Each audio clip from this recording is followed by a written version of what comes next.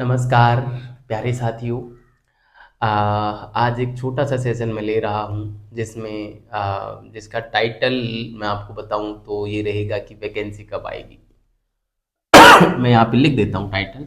दरअसल आप लोगों की तरफ से और लगातार मेरे को ये मैसेज आ रहे थे कि सर वैकेंसी कब आएगी, वैकेंसी कब आएगी, वैकेंसी आएगी तब हम थोड़ा सीरियस होके पढ़ेंगे। पढ़ तो रहे हैं पर मतलब एक कंटिन्यूटी नहीं बन रही है, सीरियस होके नहीं पढ़ पा रहे हैं।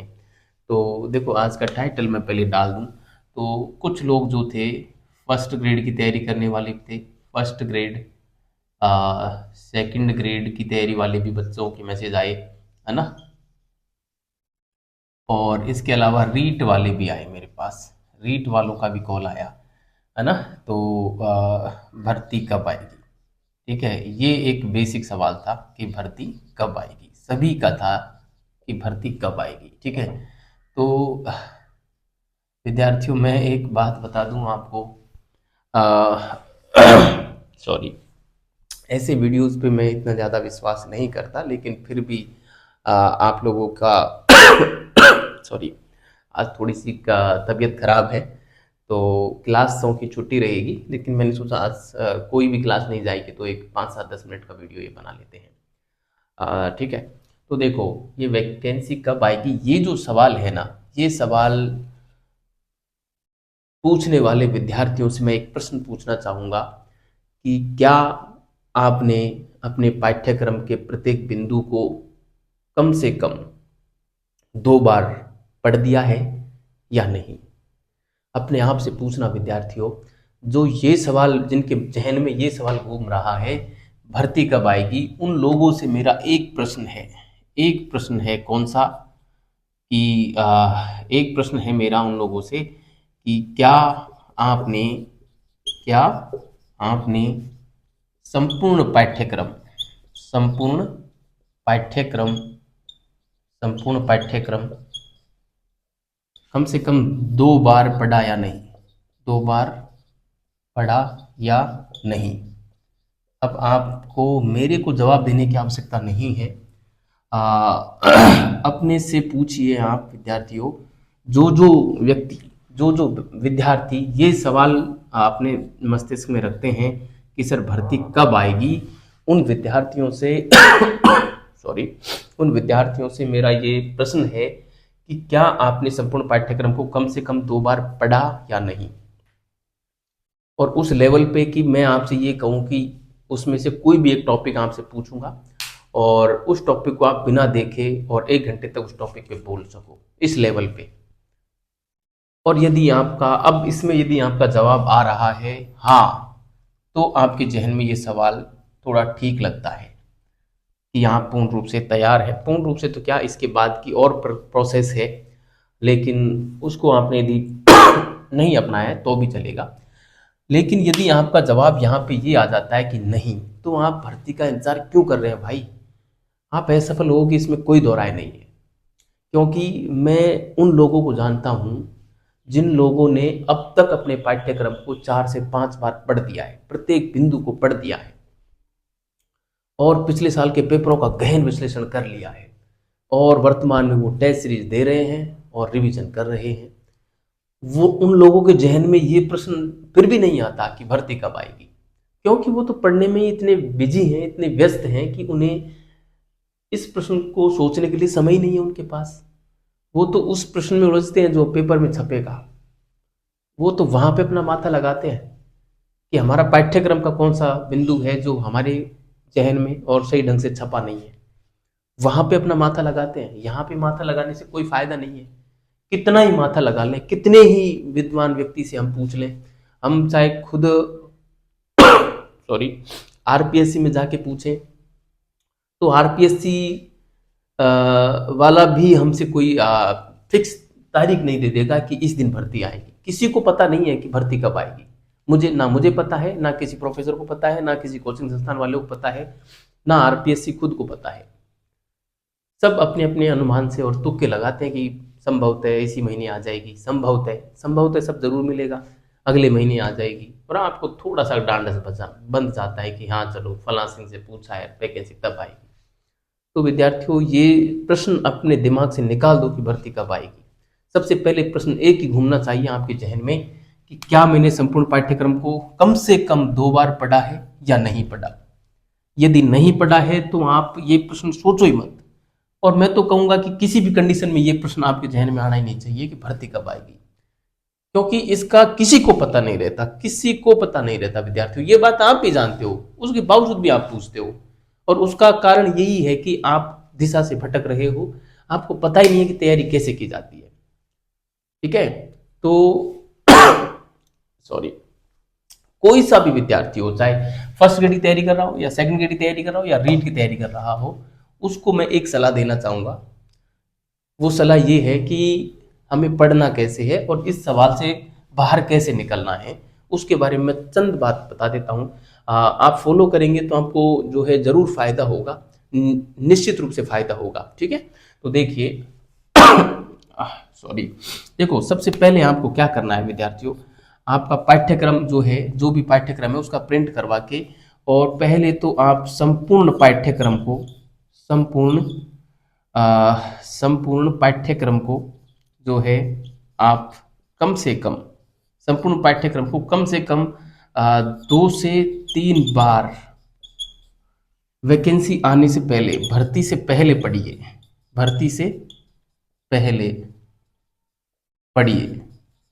भर्ती से पहले जिस व्यक्ति ने संपूर्ण पाठ्यक्रम को 2 से 3 बार पढ़ दिया, वो कितना मजबूत स्थिति में होगा सॉरी, इस बात का अंदाजा आप स्वयं को होगा जब आप 2 से 3 बार पढ़ दोगे। किसी से कुछ नहीं पूछोगे फिर आप कि सर कट ऑफ क्या रहेगी, एग्जाम के बाद भी नहीं पूछोगे, क्योंकि आपने तैयारी इस लेवल पे की है कि आपको पता चल जाएगा फिर कि तैयारी कैसे करते हैं, कैसे कितनी मेहनत होने पे और किस लेवल के पेपर को और हम कितना अटेंड कर सकते हैं। सारे सवाल आपके चयन में स्वतः ही जो हल हो जाएंगे। इसके बाद आपको क्या करना है, इसके बाद आपको जो है पिछले साल के पेपर हल करने हैं, है ना, पिछले साल के पेपर जितना हो सके उतना, पिछले साल के पेपर कम से कम 1 और अधिक से 2 बार कर सकते हो, 2 ठीक है, उतना ही ज़्यादा है, उतना पर्याप्त है। 1 से 2 बार कम से कम पिछले साल के पेपरों का गहन विश्लेषण कीजिए और उनको हल कीजिए और उनकी प्रवृत्ति को समझने का प्रयास कीजिए। खासकर पिछले 3 साल के पेपरों की प्रवृत्ति को अच्छे से समझो, क्योंकि उसी प्रवृत्ति के प्रश्न आपके पेपर में आएंगे। ठीक है, उससे पुराने पेपर भी पढ़ने जरूर हैं, लेकिन उनको एक बार पढ़ देना लेकिन अभी रिसेंटली जो एग्जाम हुई है 2024 की 23 की, उनके पेपरों को तो कम से कम 2 बार आप पढ़ना और उनका विश्लेषण करना कि किस प्रकार से प्रश्न बन के आ रहे हैं, कहाँ से ज़्यादा उठ रहे हैं। ठीक है, इस प्रकार से आप, ये 2 स्टेप हो गई। तीसरी स्टेप में आपको फिर क्या करना है, इसके साथ आपका पाठ्यक्रम मान के चलो, जब इसको पढ़ोगे ना आप, तो कम से कम 1 बार और हो जाएगा, तो ये यहाँ पे 3 से 4 बार आपका पाठ्यक्रम पढ़ चुके होंगे आप। ठीक है, 3 से 4 बार पढ़ चुके होंगे, है ना। अब इसके बाद आपका काम यहाँ पे होगा कि टेस्ट सीरीज ज्वाइन करें, फिर आप टेस्ट सीरीज ज्वाइन करें। इससे पहले टेस्ट सीरीज ज्वाइन करते हो तो आपको नुकसान के अलावा फायदा बिल्कुल भी नहीं होगा।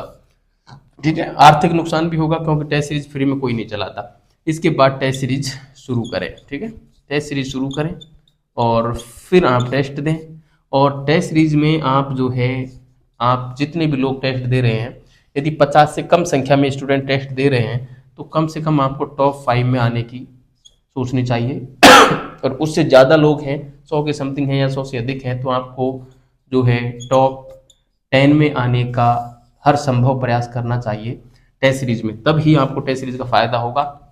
अन्यथा आप सोच रहे हैं कि टेस्ट सीरीज ज्वाइन कर रखी है, टेस्ट दे रहे हैं, आपकी रैंक 200 में से आ रही है 100, 150, 125, तो कोई मतलब नहीं है ऐसी टेस्ट सीरीज का। क्यों? आप मेहनत ही नहीं कर रहे। आप टेस्ट देने का मतलब अपने आप को परखते हो। आपको पहले टेस्ट में आपकी स्थिति का पता लग जाएगा कि हम अन्य लोगों के हिसाब से अपन कहाँ स्टैंड कर रहे हैं।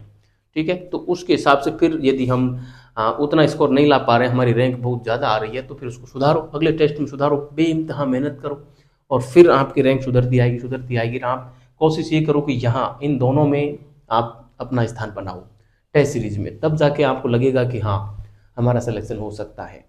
और चूंकि विद्यार्थियों एक बार ये भर्ती आ गई तो ये मान के चलो 2024 में भर्ती आ जाएगी, आप तो लास्ट तक मान लो, या आप तो ये मान लो कि वैकेंसी तो कल ही आ जाएगी, तो हम क्या करेंगे?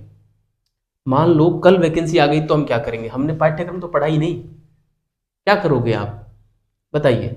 और एक बार वैकेंसी आ गई ना, ये 2024 में वैकेंसी आएगी, 25 में क्लियर होगी और 26 तक ज्वाइनिंग मिलेगी। उसके बाद वैकेंसी 2027 में आएगी, 28 में है जो क्लियर होगी। तो इतना वेट आप कर सकते हो क्या? नहीं कर सकते। तो फिर 1% भी कोताही बिल्कुल मत कर दो। आप ये मान के चलो कि ये जो वैकेंसी आएगी 2024 वाली, ये हमारे जीवन की लास्ट वैकेंसी है और हमको संपूर्ण एफर्ट डालना है। इसलिए आप जो है भर्ती का इंतजार ना करते हुए और आप अपने आप को झोंक दो संपूर्ण पाठ्यक्रम को पढ़ने में, और प्रत्येक बिंदु को 3 से 4 बार पढ़ दो। और मैं तो ये कहूँगा कि कम से कम आप संपूर्ण पाठ्यक्रम को जो है, संपूर्ण पाठ्यक्रम को आप कम से कम 5 से 6 बार नहीं पढ़ते हो, 5 से 6 बार नहीं पढ़ते हो, तो आपका सिलेक्शन जो है वो नहीं होगा। तुक्के से हो जाए तो मैं कहूँ नहीं, वरना सिलेक्शन नहीं होगा। इतना तो आपको पढ़ना ही पड़ेगा, है ना? तो ये पूरा बता रहा हूँ मैं, शुरू से लेके एंड तक। आप लगा, शुरू से लेके एंड का मतलब ये नहीं है कि आपने 2 साल पहले पढ़ा था उसको काउंट कर रहे हो और फिर पिछले साल भी एक बार पढ़ दिया उसको काउंट कर रहे हो। कंटिन्यू आप है जो 5 से 6 बार पाठ्यक्रम को जब तक नहीं पढ़ोगे तब तक आपका सिलेक्शन नहीं होगा। इसलिए विद्यार्थियों, इस प्रोसेस से गुजरते हुए और आप जो है पूरा अपना पाठ्यक्रम तैयार करें। वैकेंसी कब आएगी इस प्रश्न के झमेले में बिल्कुल ना पड़ें, क्योंकि वैकेंसी जब आएगी तब आएगी। हमारी सोचने नहीं सोचने का कोई इफेक्ट आरपीएससी पर नहीं पड़ता। हम किसी से भी पूछें, सब तुक्के लगाते हैं, किसी को कोई पता नहीं है कि वैकेंसी कब आएगी। ठीक है, तो मेरे द्वारा दी गई जानकारी से आप समझ पाए होंगे। विद्यार्थियों, इस रणनीति को आप फॉलो करोगे तो मैं दावे के साथ कह सकता हूँ आपको नुकसान किसी भी कंडीशन में नहीं होगा, फायदा ही फायदा होगा। यदि आप इसको यही रणनीति अपना रहे हैं तो इसमें परिवर्तन करने की आवश्यकता नहीं है। नहीं अपना रहे हैं तो आप इसको अपना सकते हैं। सबसे पहले पाठ्यक्रम को 2 बार पढ़ें, उसके बाद पिछले साल के पेपरों का गहन अध्ययन करें और फिर टेस्ट सीरीज शुरू करें। और टेस्ट सीरीज शुरू करने में और अपने जो है रैंक को जो है इस लेवल पे लेके आए, और इस प्रकार पढ़ते पढ़ते पाठ्यक्रम को 5 से 6 बार कम से कम पढ़ दें, और अधिक तो जितना हो जाए उतना आपका प्लस पॉइंट है। ये मान के चलना, इससे ज़्यादा बार आपने यदि रिवीजन किया है तो फिर आपकी रैंक सुधरती आ रही है, सिलेक्शन तो होगा ही होगा, फिर रैंक सुधरती आ रही है। ठीक है, तो इस सेशन को मैं यही समाप्त करता हूँ विद्यार्थियों। तो बहुत बहुत धन्यवाद विद्यार्थियों, अच्छे रहिए, मस्त रहिए और पढ़ते रहिए।